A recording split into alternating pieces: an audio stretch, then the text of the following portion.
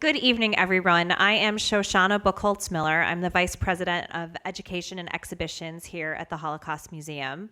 And I want to welcome all of you to come to what I know is going to be an interesting and incredibly moving evening. And thank you for coming out on a Tuesday night to be with us here this evening. First of all, I want to thank all of the members who are here in the audience. I know there are a number of you, and as I am wont to do every time I get in front of a microphone, I'm going to make a shameless plug for membership to the museum, because then you get to enjoy programs like this and many others. We have a lot of events coming up, and we have this wonderful, used to be a trifold, now it's so big, it's a quadfold of all the programs that we have. So we really hope that you will join us at those programs and consider becoming a member. I want to also thank a very special person this evening, one of our board members, Rick Salomon, who made this evening possible. He was the kind of brainchild behind bringing this program to us a year ago, and it was so well received that when the opportunity came for us to do it again, we could not turn that down. So thank him very much for being here this evening, and you'll get a chance to get to know him because he will be moderating the program this evening. So I'm going to, without further ado, turn it over to Rick Salomon.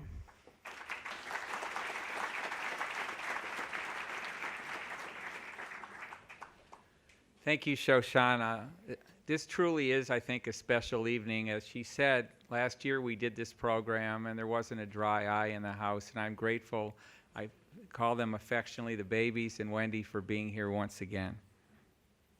I call it the Mother's Day miracle because each of them were born in May of 1945, and truly it is an amazing story.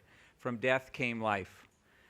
Imagine essentially what occurred. Three babies conceived in Terezín and ghettos, in utero in Auschwitz, where their mothers defied detection by the infamous Dr. Mengele, and born, one in a wheelbarrow, one in a boxcar, one in a plank of a factory, 2 days before liberation by General Patton's 11th Armored Division outside Mauthausen death camp. From death, literally, as I said, came life.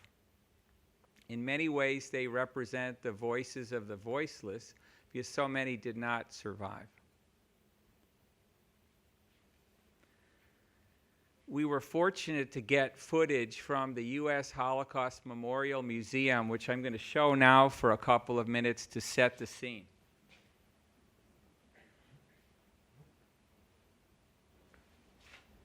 So you have the liberation of Mauthausen, which actually began on May 5 of the camp. You people hear me okay? Yeah. Okay. And I'm sorry, for those of you who can't see, I'll move back a little here. You also have, in a few moments after the jeeps move through, the turning over of command to the Allied commanders by the field marshal and commandant of Mauthausen. And I should say there's a bit of preening here by the field marshal, which I find disgusting, but it is what it is, and this is the footage.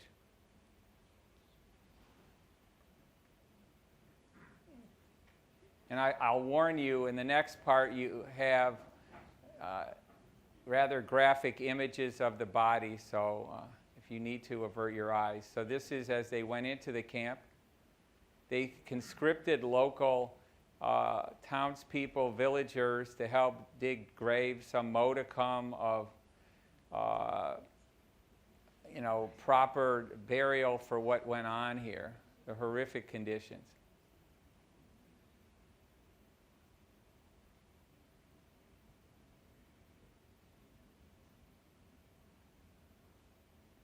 Then you see a few of the living that are left. Some with vapid faces, obviously having gone through so much. And it actually ends with the picture of one mother and one baby. And that is one of our three babies. That's Eva Clark and her mother, Anka Bergman.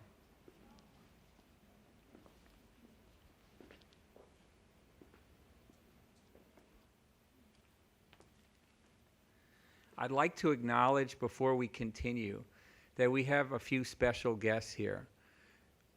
Hana, one of our babies, was quite ill and was saved by a medic, and his family are here today. Pete Peterson helped save Hana's life, and I would like to ask Brian and Debbie Peterson to please stand.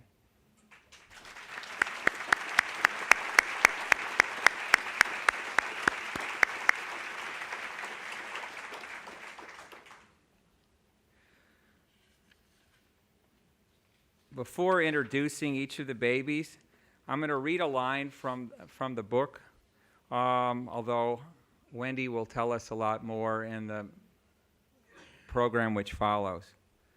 The Nazis murdered their husbands, but concentration camp prisoners, and these are the mothers, Priska, Rachel, and Anka, would not let evil take their unborn children too. A remarkable true story that will appeal to anyone interested in the Holocaust,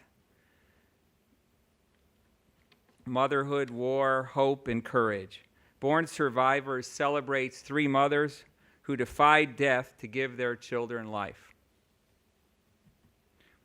So let me ask that you, one programming note, as Shoshana said, our moderator, Professor Wendy Meyer-Sarti, was supposed to be here, but she has pneumonia, so you're left with me helping moderate this program. So let me introduce our panelists. First, let me introduce Hana Berger Moran.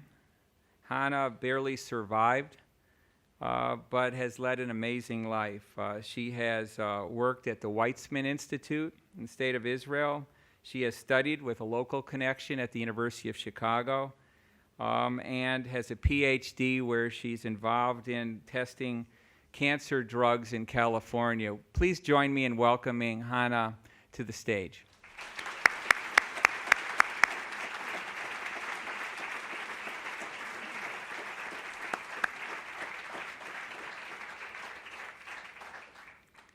Next, I'd like to introduce Mark Olsky. Mark is an emergency room doctor practicing in Wisconsin. He also has a local connection to the Chicago area, having studied, if I believe, at Northwestern University, and he also lived for many years in Glencoe, Illinois. So please join me in welcoming Mark.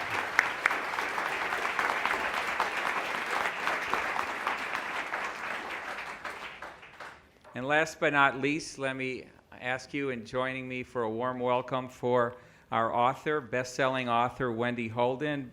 Wendy has had over 9 bestsellers. Some of her books and screenplays have been made into movies.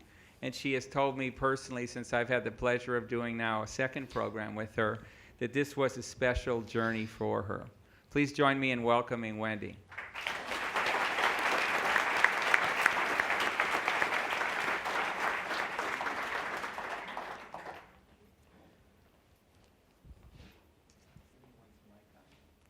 I think so. Hello.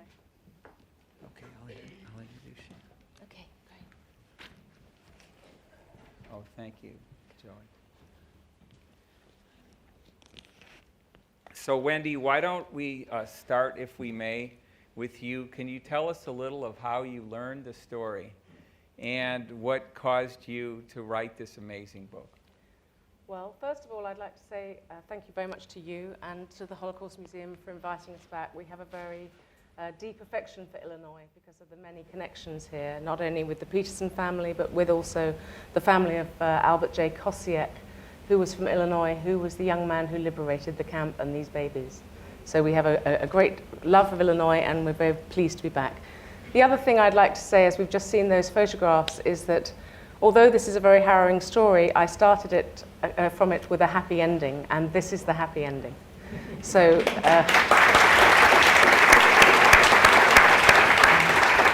so please know that although some of what we may speak about is upsetting and distressing, as all Holocaust stories are, there are so many redemptive qualities to it. And Rick mentioned that I think this is a special place, holds a special place in my heart. That was last year when I was first starting out on this journey. The book's now been published in 21 countries and translated into 16 languages, and this is my 13th country in 12 months. So when I tell you that it is truly the most important book I will ever write, I genuinely mean that. And I've written lots of books. I feel that nothing will surpass it historically, because there's never been a book previously written about babies who survived the Holocaust. I came across it by chance, and luck plays a massive part in this whole story. All the mothers would say that they survived through luck. And I came across it through luck as well. I read something late at night online. In 2013, it was an obituary of a woman who had been in Auschwitz, and she'd had a baby there that had died. And I thought, I wonder if any babies ever survived the Holocaust. And I started to look online, and I couldn't immediately find anything at all about them. And then I thought, well, go figure, you know, of course they didn't. They were all killed. And then my research led me to the name Eva Clark, and I read her mother's story, Encore, the woman you saw at the end of the presentation. And I was so moved by her story. Honestly, if she'd lived in Sydney, Australia at that point, I would have gotten a plane, and I live in England. But my second piece of luck was that she lived in Cambridge, which is just over an hour from me. So I went and spent a day with her. She was very warm and welcome, and she's a wonderful woman, and she's very sorry not to be here tonight, but she sends her best to you all. And I had a very lovely, emotional day with her, and she told me her mother's story. Sadly, I missed all the mothers, but I missed her mother only by 6 months. Anka died aged 96. But she told me about her mother's story, and I was so moved. And at the end of it, I said to her, would you do me the very great honor of letting me write your mother's story? And she reached out and touched my arm and said, I've been waiting for you for almost 70 years.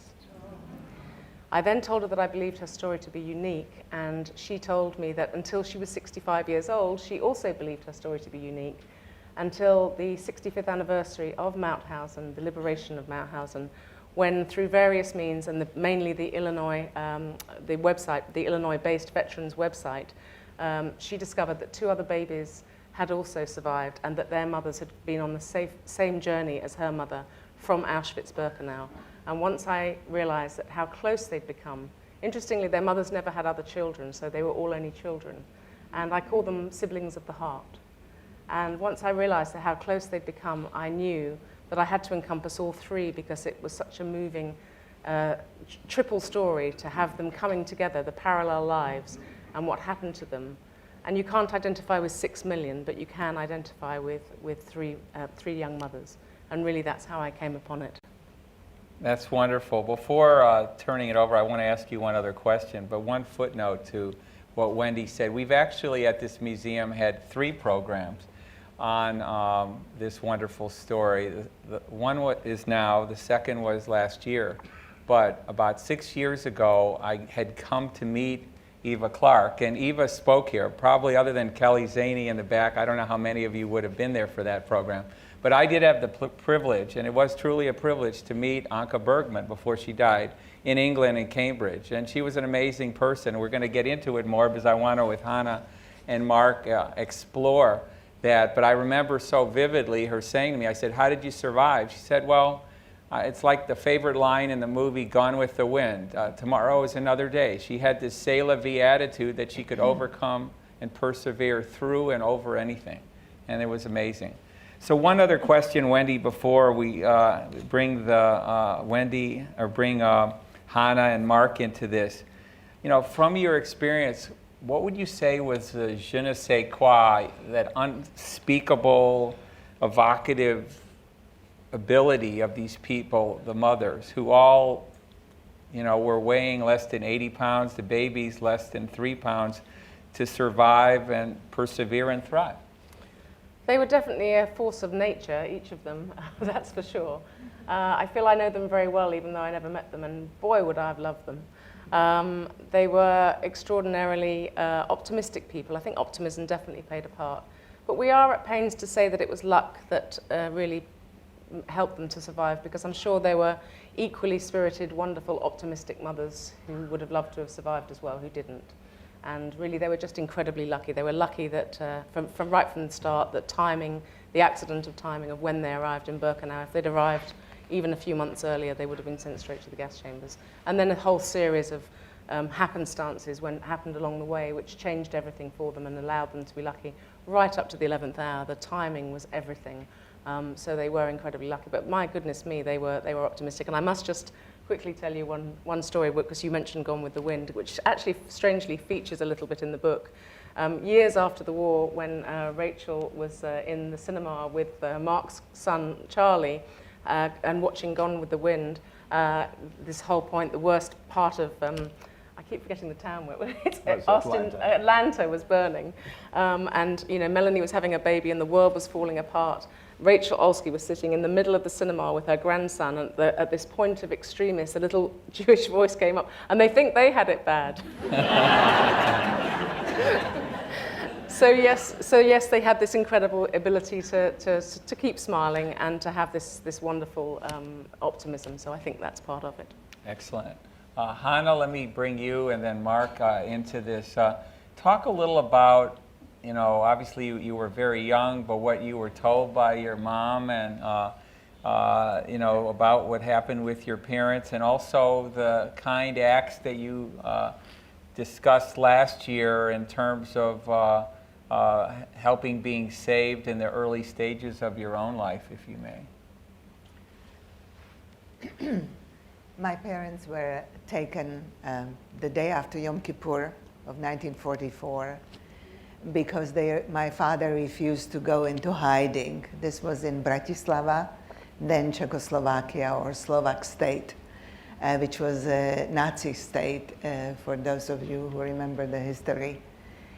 And so, day after my father's 30th birthday, they were deported, loaded on a train in the wagons, taken into a Slovak concentration camp, which, by the way, this past January was finally acknowledged, and a museum opened there in Sereď, Slovakia. It was one of those well-kept secrets. Nobody wanted to talk about it, and finally it has been acknowledged 71 years later. Afterwards, my father and my mother, together with everybody in the train, started to whisper to each other, my father talking about how worried he was because they knew that they were expecting me, and or they expected a child, and they didn't know if it was going to be a boy or a girl. They started to choose names. If it was going to be a boy, it will be Mishko, Michael. If it was going to be a girl, it was going to be Hana. But all along, my father expressed his doubts and worry, while my mom was certain that everything will be fine.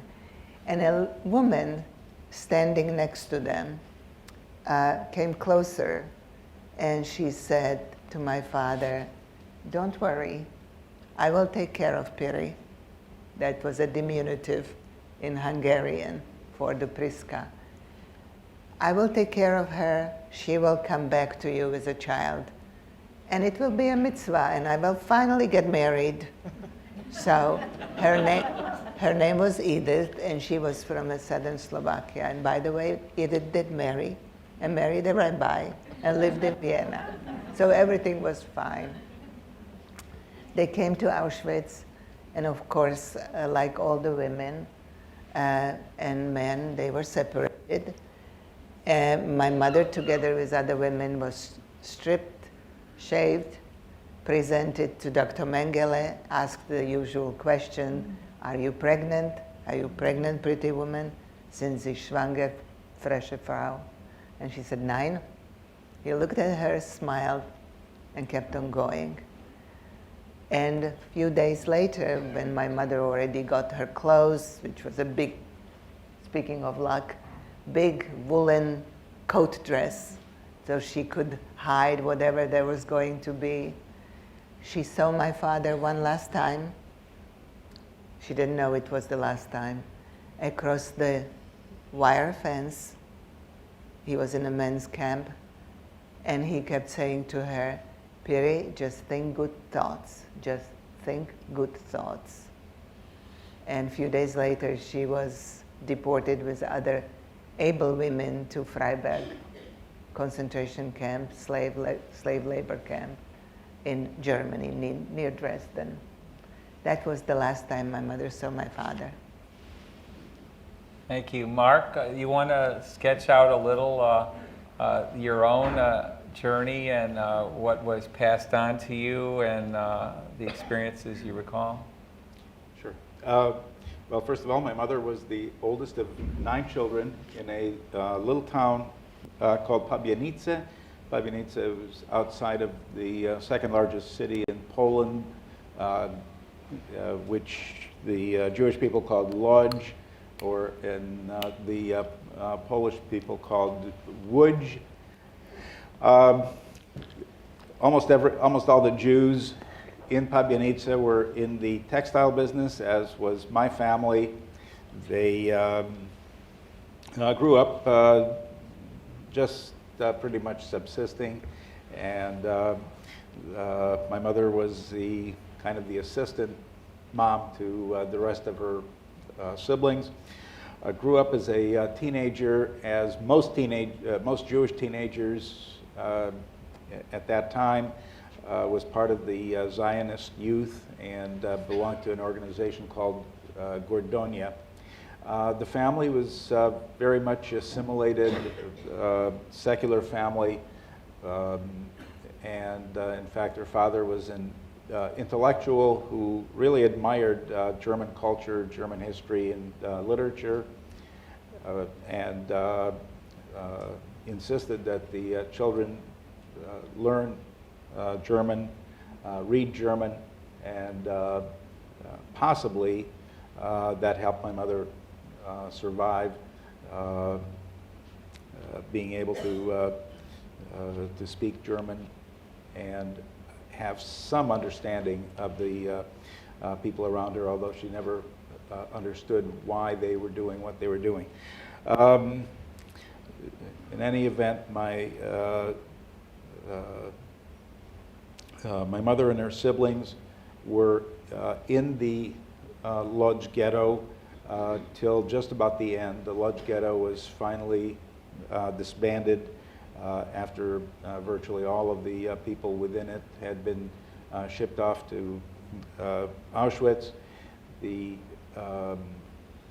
last of the people went in September, October of 1944. My mother suspected, well, pretty much knew that she was pregnant at that point. Her husband was a young man also in the textile business. His family was quite wealthy, had a factory in Pabianice, also a factory in Lodz, and another factory in smaller plant in Warsaw. They had actually been to the Warsaw ghetto to do some business with their factory there, and left shortly before the Warsaw Ghetto uprising. They had forged German papers because they both were fluent in German. They were able to get around and pass themselves off as Aryans. But once they got back to the Lodz Ghetto, they were captives, or pretty much reunited with their families and stayed with their families. My grandfather had built a false wall in their small apartment to hide the young children. The children were shipped off first to Auschwitz, and so very, very few children were left as 1943 and 44 were going on. So the younger children especially had to be hidden behind that false wall. So that brings us to where my mother ended up in Auschwitz. Similar to Hana and Eva's mother, they were pregnant, and denied their pregnancy, were able-bodied enough, and this was my mother and her, 3 of her sisters, the 3 older sisters, who were all managed to stay together on the train to Auschwitz, and were all sent off together to the slave labor camp at Freiburg. As I grew up, about age probably 6 or so, my mother never talked very much about her experience, but at some point around age 6, she said, "You were born on a train." And I thought, "Train, nice." I like trains. She really didn't elaborate. I think boys probably don't picture the whole childbirth thing as graphically as maybe girls would. So that's fine. I was born on a train. Probably inconvenient, I might have thought, but that was that. And really, we heard more really from neighbors and friends, because at that point I was growing up in Israel, early in the days of Israel, and a lot of our neighbors, a lot of our friends were Holocaust survivors. They'd actually lost more family members than we had. And as I was hearing more and more about it, I was getting angry. And I was beginning to understand what had really happened, why I had aunts and uncles that I was never going to meet, why I was never going to meet any of my grandparents. And I was really thinking of ways in which I might do something about what had happened, that this was something that had to be avenged. And I think as a young teenager, my mother started hearing me talk about those feelings, and she stopped me and said, you know, they have taken a lot from us. They've taken people, they've taken our property, they've broken down our bodies, but if you grow up with hate and resentment and wanting vengeance, then on top of everything else, they will have taken your soul. Thank you. Well said, well said. Before I want to ask Hana something similar, but Wendy, anything you want to add at Well, this point? I think Eva would be absolutely furious if Yes. we didn't mention her mother. Well, I was going to ask you because she can't to, be please. here. So Yes. I think just briefly, Anka and Bernd met in Prague in 1942 and married. Bernd had fled from Germany thinking Prague was far enough and safe enough, and of course it wasn't. But they were able to stay together, and they married and were sent together to Terezín, where they were actually there, the pioneers, because they were the first group, and as the first group they were supposed to get special privileges. They didn't. They starved like everybody else. They had to work like everybody else. And they were there unusually for 3.5 years. And during that time, Anka got pregnant, and Eva asked her, how is this possible? How could you get pregnant? And it's a question that we've been asked many times. How is it possible that these women and their husbands would get pregnant by their husbands in the middle of a Nazi occupation or in a ghetto? But you have to remember that by 1944, summer toward 1944, Paris had been liberated. The Allies had landed at Normandy. They'd been under Nazi occupation since 1939. They believed it was going to be over soon, and how long could they wait? And as Anka so wryly put it to Eva, and you found your comfort where you could. And so they did. But Anka got pregnant before she got pregnant with Eva. And when she did get pregnant, she was forced to sign a document which said that when the baby was born, it would be euthanized. And she didn't know what euthanized meant. She had to ask somebody. And when she found out, she passed out. But the baby was born, and it wasn't taken away. Sadly, it died of pneumonia. And Eva says that if it wasn't for his death, he was called Jiri, which means George, and if he hadn't died, she wouldn't be here, because if her mother had arrived at Auschwitz-Birkenau with little George in her arms, they would have both been sent to the gas chambers. Instead, she arrived at Auschwitz-Birkenau pregnant with Eva, 2 months pregnant with Eva, and that actually saved Eva's life, and obviously Anka's as well. So that was Anka's story, and it's these three, these women and their husbands were just, they had everything to live for, and they had so much promise in their lives, and then everything changed for them. Absolutely. Yeah, I actually just got an email before coming on stage like you from Eva Clark, who couldn't be here, but who was here last year. So let me go back to you, Hana, for a moment. At what point did you first learn of this journey more, and was the message similar to what Mark was told about you can't let them take your soul as well? Very similar indeed. I learned first that I was Jewish when I was 6 years old, and it was one of those ways, you're running outside playing with other kids, and then they yell at you, not at you, but yelled at me. in a derogatory way, Židka, Židka. And I ran home and I said, what is a Židka? So my mom took me to show me photographs of her parents and my father and her sister, all of those that we knew about that didn't come back. And she said, you know that the right way is Židovka or Jewess, and I am, and so were your father and grandparents, and that is why they were killed. And I looked at her, so you mean I'm a Jewess? She said, yes. So I said, great, I want to be, so can I go out and play? And I was 6 years old, and from then on, whenever children wanted to get me to go to church, and I said, but I do have a religion, I am Jewish, so thank you very much, but no. When I was 12 and at the age of bat mitzvah, which I did not have growing in a socialist country, my mother said, because I needed to answer a question, how come you were born in Germany?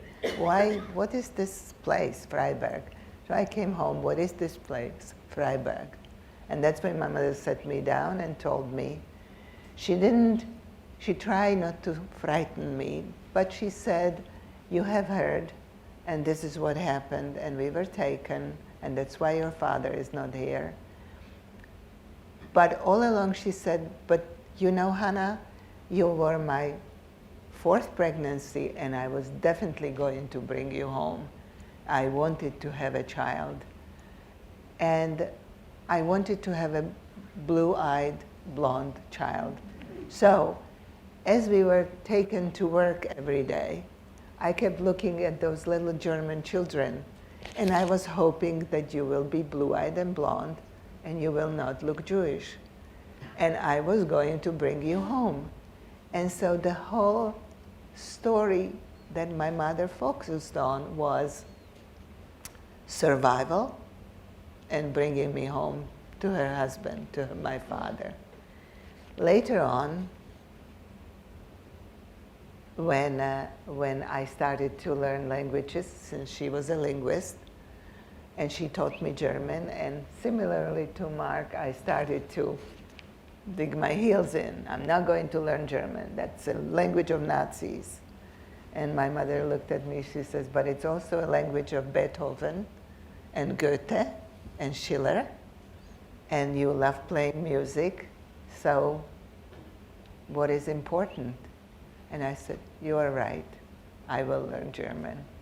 It was very important to my mother to be optimistic about life, to value life, for me, she didn't have to say it, but I felt that I have some very big shoes to fill. My father was a journalist. He was published. Her parents had a little kosher cafe, were very modest people. Her sister was a seamstress who died of typhoid fever in December '44. And the fact that she was a seamstress in Auschwitz saved her life at least until then, because she was making dresses for the guards as well as fixing the schmattes for the prisoners. But what I stayed with and what I then gave to my son, as well as the grandchildren, is you can't just hate the whole nation because of few individuals. And that was her biggest message to me. And for that I am eternally grateful. Beautifully said, Wendy. I think that was true of all the mothers. They really emerged from their experiences, undoubtedly damaged in different ways in terms of the nightmares that your mother had and so on, and various problems that they had health-wise. Mark's mother lost all her teeth because of the calcium that taking care of him affected her and so on. And I think her hair went white very early on. And they had issues obviously with it all, but they were determined not to let it define them. And I think one of the reasons for that, apart from the fact they had this child to care for, so many people came back like them and discovered that all their families had gone and their possessions had been taken and everything was over. And really their war began again after the war. I mean, they had to start all over again and have a whole different way of life. But these three young mothers had an extra reason to continue to be optimistic and to hope. And they had also, along the way, their journey had been helped along the way by the kindness of strangers, the kindness and courage of strangers. And I think that must have been the most extraordinary thing, to have gone so long under Nazi occupation and have had so little humanity, and to suddenly encounter it at the time when they were in most need. Just to quickly sum up, if I may, Please. Because they all came separately to Auschwitz-Birkenau, and then when Mengele selected them, they were sent to this factory in Freiburg, Saxony, and it was a big old red brick porcelain factory. It's still there, it's derelict, but it's still there. And they had to make aircraft parts. And these were cultured, educated women who'd never done any hard work in their lives. And suddenly they were thrown into this dreadful environment, working 12 hours a day, 7 days a week, making very heavy, they had heavy riveting machines. It was so heavy it took two of them to hold it, and they had neck and shoulder problems and so on, and no ear defenders, so it was incredibly noisy. Eva's mother ended up with Meniere's disease through noise, they think. And the babies felt the vibration in the womb. And they lived largely on a diet of water. They had so-called coffee for breakfast, so-called soup for lunch, which was really just a thin soup with maybe a piece of potato or a slice of onion in it if they were lucky, and a small piece of bread. And they each went down at full term, each mother weighed under 70 pounds. So it was extraordinary. Plus, it was the bitterest winter in European history in nearly 15 years. And to start with, they were in the factory, which was warm but absolutely lice-infested. So typhus was a problem, and they were covered in sores. And then they had purpose-built barracks made for them, which were a mile away, and they had to march through the town, which is where Priska was looking at the beautiful German children who were going off to school with mufflers and scarves and hats and leading normal lives. And they were being marched to and from, shaven-headed, in this one dress that they were given at Auschwitz. 6-7 months earlier, that was their only outfit that they had. No extra warmth. They couldn't wash it properly. They may have had shoes. If they had shoes, they survived. If you didn't have shoes that winter, you died. Actually, if you had shoes that pinched too much, you'd die, because you would die of the blisters, which would never heal. So they had a really dreadful time, and they fully expected to die and fully expected not to survive that. And then Dresden happened. It was bombed 25 miles away, and they watched it burning. And they saw the planes, the Allied planes going overhead, and they screamed out of the windows, "Come and bomb us, come and bomb us," because they would rather die at the hands of the Allies than of the Nazis. And that was when the Nazi commandant realized that he had to evacuate the factory and get them to, they were trying to exterminate them and get rid of the evidence. And so there were over 1,000 women went to that factory. 900 at this point had survived, and they were put on a train to be sent to Buchenwald to be gassed. Another piece of luck, 2 days later, Buchenwald was liberated.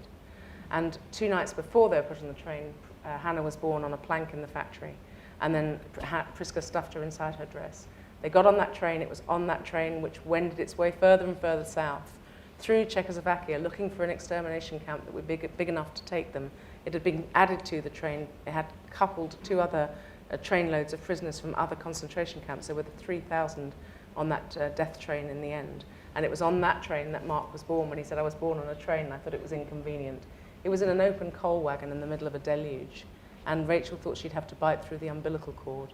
But they found an old razor. So that's what they were facing. And it was when they got to Mauthausen, which they knew about, that Encore gave birth to Eva on the cart of dead and dying women at the gates of the camp.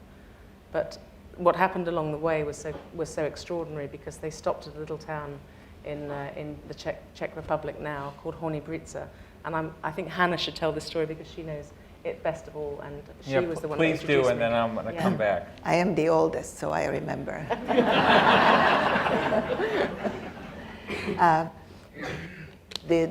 The train tracks were bombed by the Allied planes, yes. And the train therefore stopped. Horní Brýtce, it's a little town in the western Czech Republic. It's very near Pilsen, and Pilsen, of course, is famous for the beer, but also for the heavy industry, which, by the way, was manufacturing tanks at that time for the Nazi Germany. when the train master, Mr. Pavlicek, his name was Antonin Pavlicek, had heard both the crying of the women, but also apparently he heard my crying as well. He came to the guards and negotiated to feed not only the train of the prisoners, but also the Nazis. And he was allowed to do so. And he immediately got the people in the village, the owner of the pub, which was near the train station. They started to make bread. They started to make soups. They started to make bread and soups, and they made about, what was it, 30,000? They made 6,000 loaves overnight. There was a factory kitchen they could use. And so they baked the breads, and they started to bring it to the train. At one point, one of the people from Horní Bříza brought the bread to the train, and the Nazi guard was standing outside and said, "First I will get the bread." And the citizen of Horní Bříza said, "No, they are the ones who are hungry." And so he wasn't punished, but the bread was allowed to be distributed to the prisoners. It continued probably about 20 hours, non-stop, line of people bringing food, until pieces of papers were discovered in the freshly baked bread, which had notes in them, the encouraging notes that the end is near, hold on, stay alive, you won't suffer long. And of course, Nazis found those notes and put a full stop. Mr. Pavlicek, in the meantime, managed to negotiate for several of the open wagon trains prisoners to be transferred to a closed train, and that was also, of course, cattle wagons, but at least they were enclosed, because it was still bad weather and it was still raining, and it was 17 days in April, between 14th of April until they got to Mauthausen, which was 29th.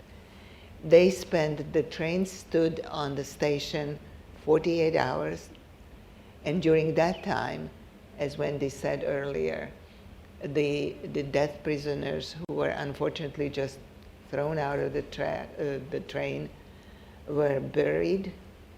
Mr. Pavlicek negotiated that, and of course the fact that many of the prisoners got food. Unfortunately, not all of them. We know that Anka wasn't fed. She just got a glass of milk, which she said was the best thing she had ever had, even though she loathed milk. And the guard who stood there by her was going to beat her, but he looked at the Horní Bříza person and put down the whip and let Anka have the milk, which Anka felt that it saved her life. It was an incredible gesture of all of the people in Horní Bříza, because they did it in spite of the danger to their own lives. And just to speak for myself, when Mr. Pavlicek did hear me making noises, he told the people that there is a baby, and one of the ladies who was a physician's wife was expecting, and she had a layette already prepared, and they sent it to my mother. So finally there was some clothes, which of course disappeared when Mother got to Mauthausen. And we've now applied to have Mr. Pavlicek made a righteous Gentile with Yad Vashem.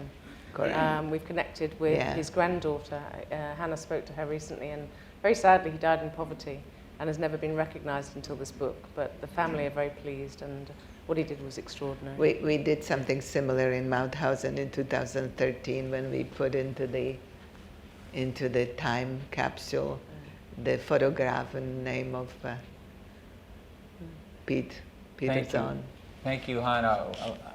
Let me emphasize, as Wendy said earlier, that it was incredible good fortune, but also acts small and large. This museum has a concept of the upstander, a proactive, positive force for change, and these people in small or large acts did it. I also think credit is due, and I urge you all to read Wendy's wonderful book, because the amount of research she did, she deserves another round of applause for that.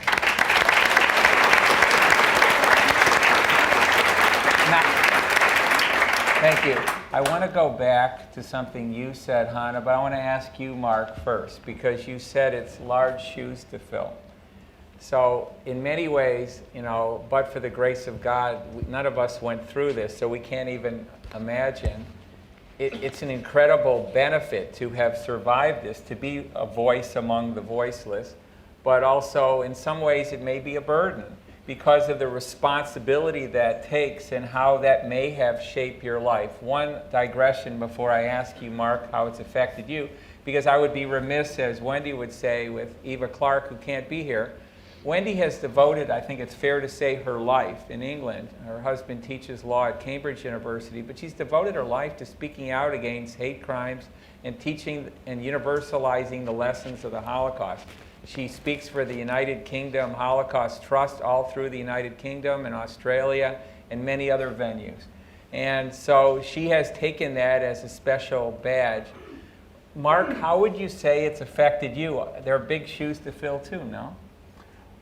Yes, but I can't say that. I think it would be a little grandiose to say that I have spent my life filling shoes. My parents were really deprived, even though they read everything they could ever get their hands on. Both of when I say parents, I mean my stepfather. He was a man that my mother had known from Pabianice. He had lost his wife and his small child.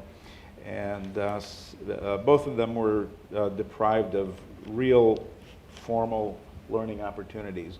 And they just had a burning desire to learn. The one thing they kept saying is, if you have an opportunity to get an education and you don't take it, then you are a complete fool. And in fact, I know that I would have just been thought of as not worthy of what they had put into me if I hadn't taken advantage. And they made it their business, really, to make it possible for me to go to school, to go to college. Would have been easier for them, really, in many ways, to keep me working in the family business, which was a struggle at first. But they always said, school comes first. You study, you learn everything you can. They did push me somewhat to go into medicine, and medicine traditionally is a way, was certainly one of the few opportunities for Jews in Europe to go beyond the life that a lot of them had of just bare subsistence, as well as to take advantage of education. So it was just a given that I would go to college, and if I had the opportunity, that I would go to medical school. And you did, and you led an amazing life. And for those of you who live near Glencoe, I learned this only last year. We often had our jewelry taken to Olsky Jewelers. Well, Olsky Jewelers is his family. So I think a great life. Hana, given your comment on filling large shoes, anything else that was passed on to you, or how it shaped your amazing life as a PhD and researcher dealing with cancer? I think when I said to fill the shoes, what I learned about my grandparents was, especially my grandmother, that she was an incredible woman, smart. You know how they say many times that man is the head of the family. but the woman is the neck. And the head turns where the neck wants it to turn. Just so you know, guys. But what my mother wanted me to be is to be kind, to be a good daughter, a good citizen, if you will. But it was very important to me that I help, that I do give service. No, I didn't want to be a doctor because I was encouraged to go in that direction. I said, and I apologize to everybody, but I said, one of the few times when I was a little bit arrogant was, there's already too many Jewish doctors here. Now, I'm talking about Czechoslovakia. I said, I will be a chemical engineer. My mother just, and that's what happened. But again, I was always navigating, if you will, to pharmaceuticals, to make medicines that could cure people. And it was very important to me. And I did that until I retired. And I'm very happy and very proud to say that there are about 20 medicines that I got through to approval. And they were cancer, and they were antivirals, and they were neurological help, because it was very important to me. Not just because it is Hana, but because we need affordable medicines which are good. I've learned a long time ago, and it was the biggest shock in my life, that there is no such thing as a safe medicine, but it is always that comparison of that the benefit is larger than a problem. So that's what I spend my life on, and I'm glad that I was able to. I think, if I may, just that there is a legacy, I think, to a certain extent, and I'm sure some of you are the children of Holocaust survivors, that, you know, the shoes that you have to fill and that you have to do well, or they want you to do well, or every parent wants their child to do well, of course. But I think sometimes there's a little extra push. And Mark became head of ER in Madison, and his mother said, well, that's fantastic, you're head of ER, but why aren't you head of the hospital? And when our book got to number 3 in the UK bestsellers list, and we were told this at a party by the publisher, Mark started chuckling to himself, and I said, why are you laughing? He said, my mother would say, why not number 1? But also I flew to Nashville in Tennessee to meet Mark's sister. She was the only surviving sibling, and she had been on the same journey and had been on the train and so on with him. And I'd spoken at length to Mark about his mother, and I knew she was very driven and very focused, and she had this wonderful jewelry store, and it was really a very important part of her life. And so I said to Sally, the sister, who was 90-something, and she could only spare me 2 days because otherwise it would interfere with her mahjong and her golf. But she saw me, and I said to her, so I heard from Mark that, Rachel was very focused, very driven, after the war. And I said, was it the Holocaust that made her that way? She goes, oh no, she was like that before the war. And I think, to a certain extent there is that, but I think that there was a legacy for all of them to not waste their lives, not squander their lives, to do something. And they've all made such a valuable contribution and have gone on to have children and grandchildren. And because of their ages, of course, these will be the last survivors of the Holocaust. There'll be nobody left but them, and it's an extraordinary thing that they're doing to continue to give back in this way. Indeed. Before we open it up to questions, Wendy, maybe you or Hana or Mark, talk a little about the reunion of the three, how they came to know each other, and I think that, how that occurred at the 60th anniversary. Here we sit at the 71st anniversary of their birth. I started to look for Mr. Peterson, and I wrote to the 11th Armored Division website, and they put me in touch with Brian's family and, of course, Daddy Pete. But at the same time, I noticed that there was a photograph of Eva Clark. And then a few days later, I get an email from Charlie Olsky, who is telling me, I would like to bring my dad to the 65th anniversary of liberation of Mauthausen.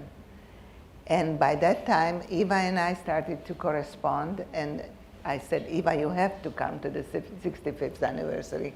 And we met there in Linz. And it was absolutely wonderful. because, as Wendy said, we didn't have siblings, and we had connection within seconds. And from then on, we are in touch nonstop. It's not that we talk every day, but we always exchange emails and about important things or less important things. We met there, and there is the picture when we just couldn't stop talking that very first moment when we met in Linz, and spent several hours, and we were laughing and we were crying, and our families who came with us, they just kind of looked at us like, this is really a strange group of people. And it was absolutely wonderful, and I'm so grateful that we met. And that you chronicled it, Wendy. Anything you want to add before we open it up so we can have some robust questions?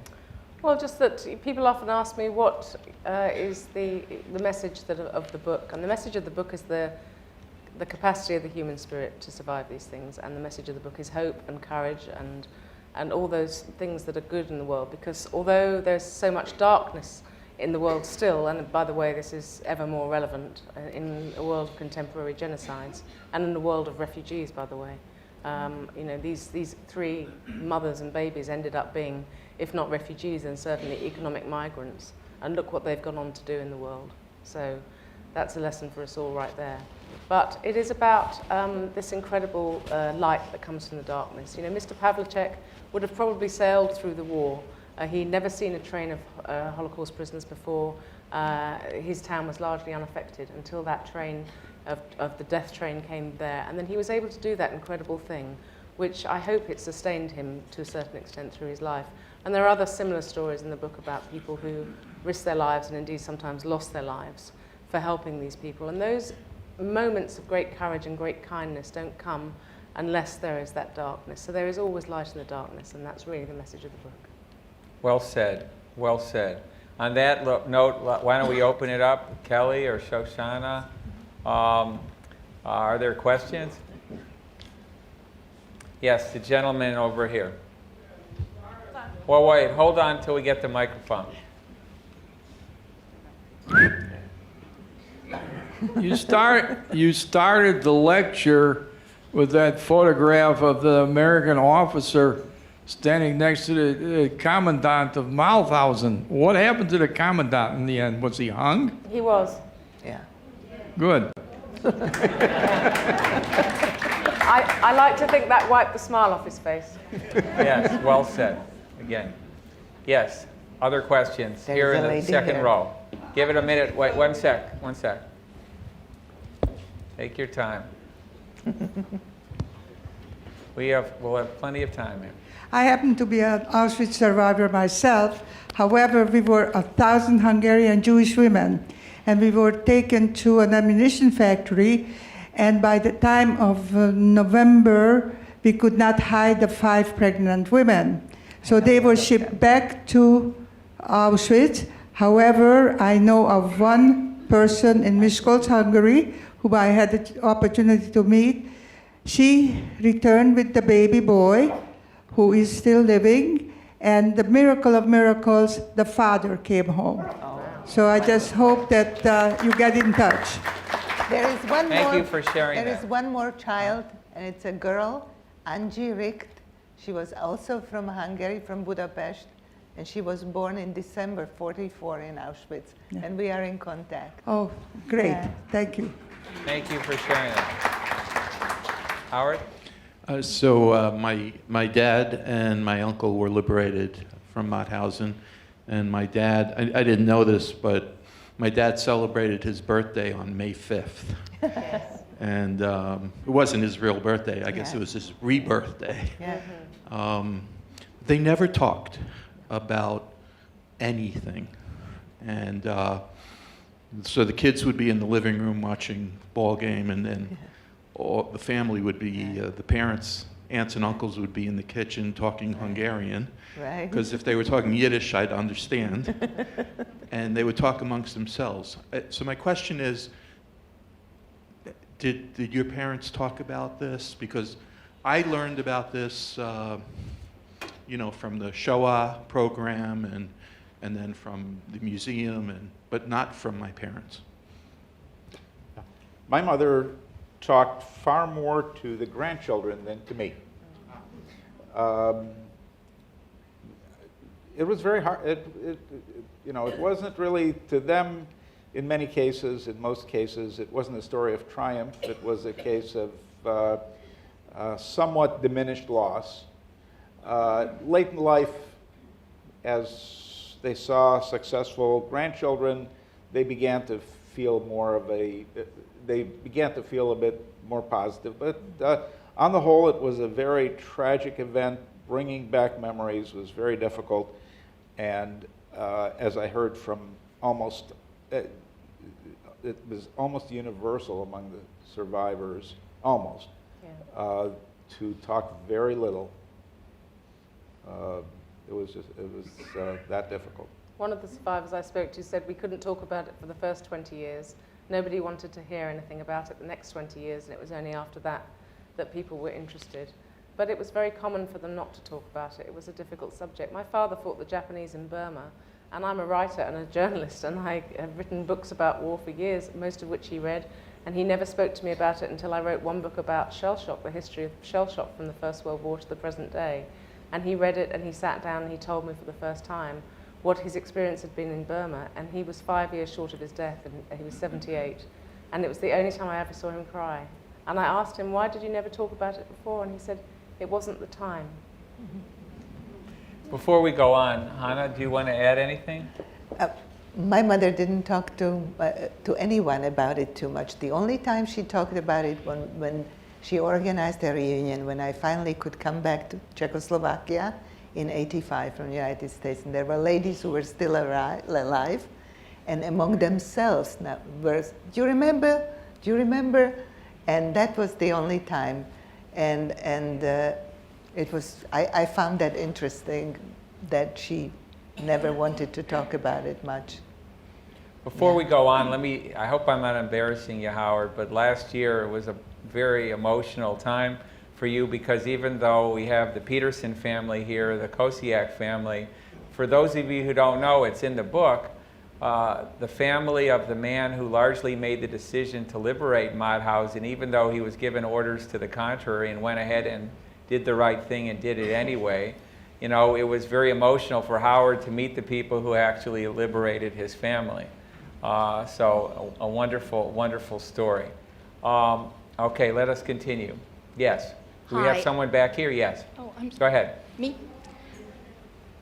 Wasn't the purpose of the Shoah project, Steven Spielberg's, to get people who would not talk about what happened to them, to get them to talk? There were thousands of, my late husband is a survivor, had a lot of luck too, and went to London on the Kindertransport, one of the last ones that was going. And so he was a late teenager, about 16 or 17 years old. So he spent all the war years in Wales and in London. He would talk about things if he was asked something. He was never bitter, but he was always very frank. He was very, and he did talk about it, but now I feel so badly that I am a volunteer here, actually. And there were so many questions I would like to ask now, and can't ask them. But, I was a little kid when the war was going on. I'm indebted to the Shoah Foundation because so much of my research came from that. Apart from anything else, I was able to see all three mothers talking, because all three of them gave video testimony. So that was wonderful for me to actually hear them and see the way they sort of spoke and moved and everything. And then I was able to do research about Mauthausen, about Freiburg and so on, and find other people who had also given their testimony. It was the most extraordinary project, and it will continue to be extraordinary for generations to come. So we owe a great debt of gratitude to Steven Spielberg for starting that. And let me also add, I would be remiss as a board member, an executive member with a board of trustee in front of me, not to mention that we do have digitized collections of many of the Shoah tapes here, but we're also embarking as the only museum at the moment with the Shoah Foundation that's now housed at USC to essentially bring through incredible technology. I'll only give you the brief version of this, and it's going to be a year or two more in the making, as part of imagining the marriage of state-of-the-art holographic imagery with voice recognition software and artificial intelligence, where we will literally in 10 or 12 years, when there are no survivors alive, and we've tested this, be able to have footage of people that have been filmed for over a week with 100 camera angles where anything can be asked of them, and they can, school groups and adults can stand in front, behind, on the side of, and virtually any question that a person would ask has already been answered, and as part of this, that automatically queues up. It's not a substitute for the first generation, but it's an amazing project, and what we were proud of being part of this at this museum. Keeps them alive. Yeah. Hana, let me ask you one thing before we go on, because with the Peterson family here, if you would be willing, tell us a little about what was befalling you as a child and how Pete Peterson helped save your life. When when my mother was still in the barracks, it was 5th of May, and she heard the music, and she saw the truck, the jeeps, and the music was roll out the barrels. And suddenly she sees they were in the barracks, which were below the main camp, kind of further down. She sees this very young soldier approaching the wire fence, and she calls to him in English, because she spoke the language fluently, and she says, "I have something to show you." And Mr. Peterson, as I called him later, Daddy Pete, because I too celebrate May 5 as my birthday, came in, and Mother said, "I have something to show you. Look, isn't she beautiful?" And he just blanched. And what he saw was this mass of furuncles all over the body except face. Don't cry. And he said he went to get his physician, Dr. Stacy, and said, "You have to see this baby." And Dr. Stacy came and says, "Well, so we have to immediately operate. We have to clean it. We have to give her penicillin." So while Daddy Pete ran looking for penicillin at the hospital, another hospital, they took me to the Gusen, which was another camp next to Mauthausen, where the hospital unit was a little better equipped. And my mother literally just handed me to Daddy Pete, and they took me away. And when next day, the nurse, this time it was a woman nurse, because Daddy got busy with other patients, she brought me in, and I was apparently all bandaged, and the nurse was crying, and my mother says, "She's dead, isn't she? She's dead." And the nurse said, "No, she's sleeping, she's tired." But my mother kept saying all along that you have to find them. And she couldn't get over how young she was. And so when I met Daddy Pete, well, first we were corresponding, and it was wonderful. He told me that every evening after dinner, and then Brian told me that he just leaned back and said, "I wonder what happened to that baby." Because they asked my mom to come to United States, and she refused. She said, "I have a husband to go back to. We are going home." And so I had this image of this very young medic who arranged for saving of my life. And I did call him Daddy, because I didn't have father, and we could talk and we could correspond. And he was so modest. He was so direct, so honest. It was such a joy to talk with him. And 2 months before he passed away, Brian sent me a message, "Daddy's not good." And I said, "I'm on the next plane."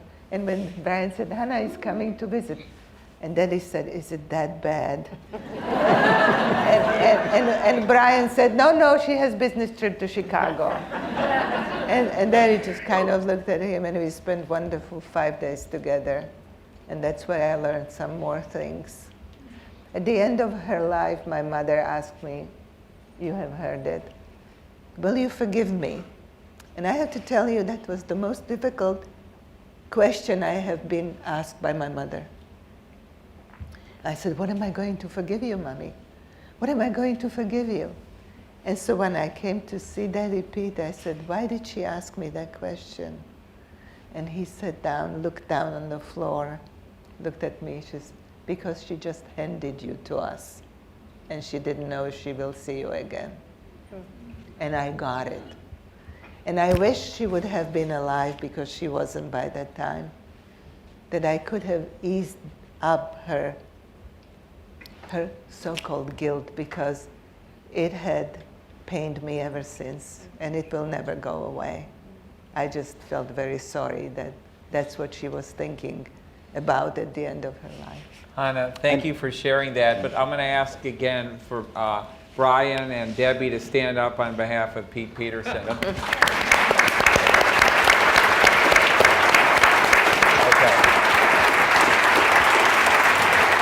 I have to add a couple of words about Leroy Peterson, whose nickname was Pete. I had the privilege of meeting him in the last weeks of his life. Just wonderfully sweet man. And something that I've noticed about so many of the soldiers of the American Army that I met, it was as if they were grateful to us for the opportunity to save us. But, you know, you hear the term about the American World War II soldiers, the greatest generation. And it may be just something you've heard, but imagine this, bunch of kids, early 20s for the most part. They've just been, you know, on the Normandy beaches, at Anzio. They've been shot up at the Battle of the Bulge. And finally, the war is over. They're not getting shot at anymore. They have a chance to just heave a sigh of relief and say, you know, let's go have a beer. And they go into these concentration camps, and they see the condition of the people, and they see what's happened, and they roll up their sleeves, and they get to work. And with Pete, as someone who worked at a newspaper, he thought, we have to save the story here. We have to tell the story after this is all over. So he finds a little portable typewriter, and within days, not only getting a doctor for Hana, but starts typing up day by day exactly what he's seen, taking pictures. And this is a big reason why we have this incredible store of information, firsthand, stuff that contradicts and refutes all of this Holocaust denial stuff. This is absolutely amazing stuff. Mark, thank you for sharing that.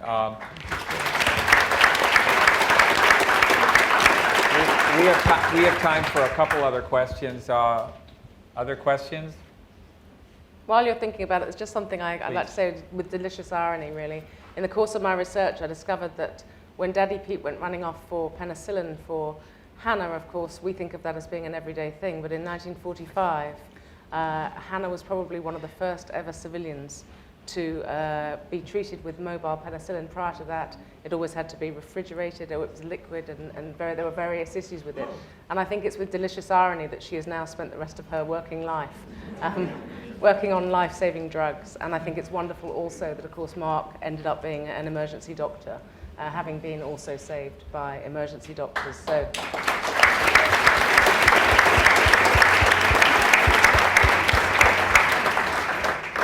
Are there any few other questions? Okay, let me say one last thing, by the way. I know many of you, most of you are here and we'll get the book, and that's great. I would be here to support the book, even if it were written by a second grader. But as it happens, we have a truly gifted writer who has written lots of really good. So it's just exceptionally well written, regardless of who all is involved. So when you get the book home, don't just put it away. Do yourself a favor and actually read it. Thank you very much. Thank you. Yeah, thank you. Okay. Let me first thank Wendy again for her incredible book, for coming here after all the world traveling she's done, and the same for Mark and Hana and for sharing their stories. Please join me all in thanking them. Thank you very much. Before you leave, I would ask, Kelly is going to make an announcement. Thank you. Before you leave, Kelly's going to make an announcement, and I would ask that you let the proverbial babies and the author leave first, because they want to get upstairs so that they can actually sign the book so you can have it autographed, and they need to do that or else they're going to be barraged with individual questions here. Kelly, you want to say a few more words? So for those individuals, first of all, on behalf of the museum, thank you everyone for attending this evening's program. If you had not purchased the book in advance, we are selling the book here in the classroom. We encourage you to go through this store here where Kate, if you want to purchase the book, we will be doing the signing upstairs. As Rick mentioned, if everyone can kind of generally stay in their seats as we try to get the panelists upstairs. If you have any questions that you want to ask personally to them, you can certainly do that upstairs as well. For those of you, this is your first time here, we encourage you to please come back, become members of the museum, support the work that we do. As head of education for the museum, I see so many of our docents in the audience, and we talk so much about the power of story, and this is an incredible story that we need to add. So thank you. Thank you.